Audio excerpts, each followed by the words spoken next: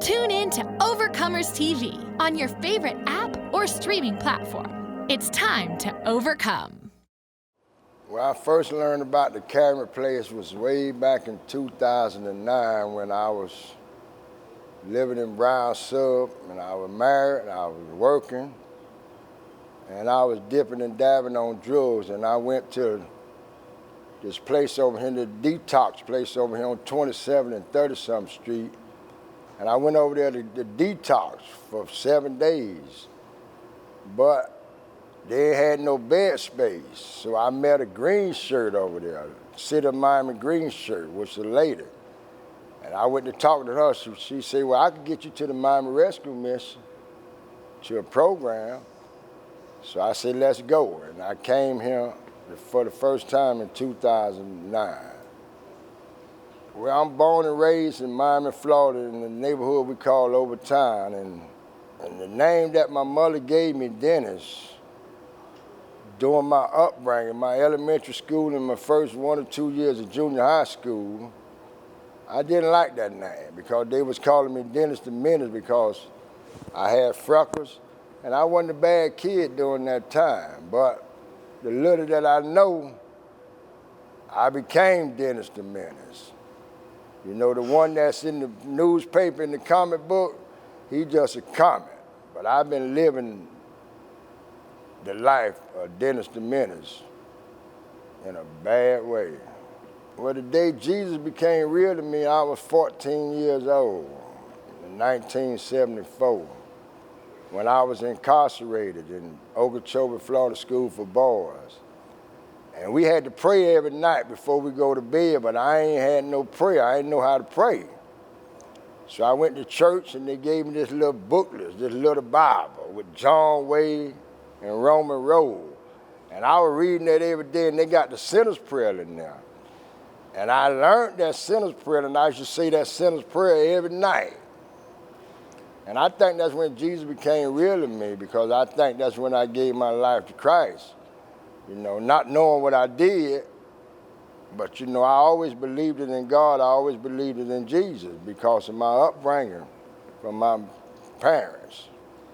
When we first come here, we got to go through a phrase, like a couple of phrases. We got to go through Jericho, and we got to do some book work. Then we got to go through pre-alpha and do some book work concerning being, you know, concerning the word.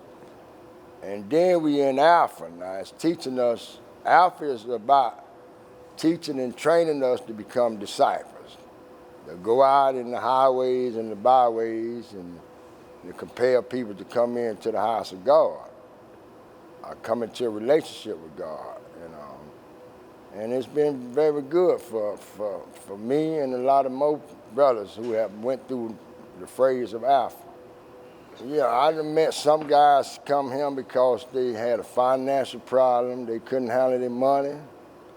Some of them came here because they couldn't get along with their wives, and their wife put them out, and they end up homeless, so they come here to get restored. And most of us here for alcohol and drugs, and I'm one of the ones here that had an alcohol drug problem. And I prepared a message that I got to do next week for my morning devotion, and that's the last thing I'm going to touch on. You know, I'm going to start off talking about the fall of man, the fall of Adam, the fall of David, the fall of Solomon, and the fall of Peter. Now, all those four guys, I only recall in the Bible where they sinned only that one time. I don't recall no other time where they committed a sin other than the ones that I read about how Adam followed his wife and how David went out there on the balcony and he seen Bathsheba taking a shower, and the lust of the eyes and the lust of the flesh got the best of him. And then Solomon the same way. He was just like his daddy.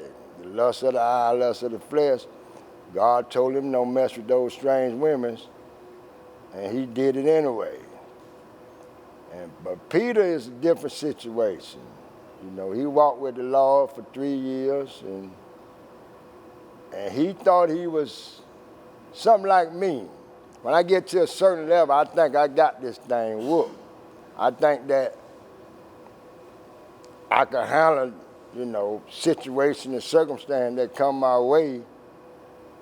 And that's what Peter thought. He could handle the situations and circumstances that come his way concerning Jesus. But Jesus told him straight up, before the rooster crowed, you're going to deny me 3 times. Same thing like Peter. I do the same thing because before I got addicted to drugs and alcohol, I was addicted to making bad choices and bad decisions. So that was my first addiction, which led me to become an alcohol drug addict. Well, the Miami Rescue Mission is a very caring place. Their motto is hope, compassion, restoration, and transformation. And that's just what they do. They give people who done lost hope, they give them hope. People who don't feel like, don't nobody love them, they give them love on top of love on top of love. And people that need to be restored, because every time, I done went through this program, I have been restored. But this time I hope and pray that the transformation take place. That's been the problem. I haven't transformed into being that man of God that I've been called to be. Well, it's very important that, if you're a born-again believer, that you establish a prayer life, because prayer changes things. I'm a living witness of that. Because the reason why I'm sitting here today, because somebody prayed for me. Somebody seen me running like a rooster with his head chopped off and said, I need to pray for that young man there because he needs prayer. So prayer is very important. It's just communicating with God. Just like I'm talking to this, just like I'm testifying right now, it's the same thing. It's talking to God, and asking him to help you with this and help that person with that. If they decide to volunteer to help the Miami Rescue Mission out, they will not be disappointed. They're going to fall in love with it, because most everybody who volunteer here, they fall in love with it, and some of them has become staff members as volunteers. So they will enjoy it. Well, the Lord wake me up every morning. He sent his angel to touch me and say, son, get up. And I get right on up. Sometimes I don't want to get up, but I get on up. Sometimes I wake up exhausted, tired, but I shake it off, and I get right on up and get in the mood, get in the groove, do what we do here every day. The caring place is the best of the best. There's no other program like the caring place. And they, just like I said, hope, compassion, restoration, and transformation, that's just what they do. They live up to that.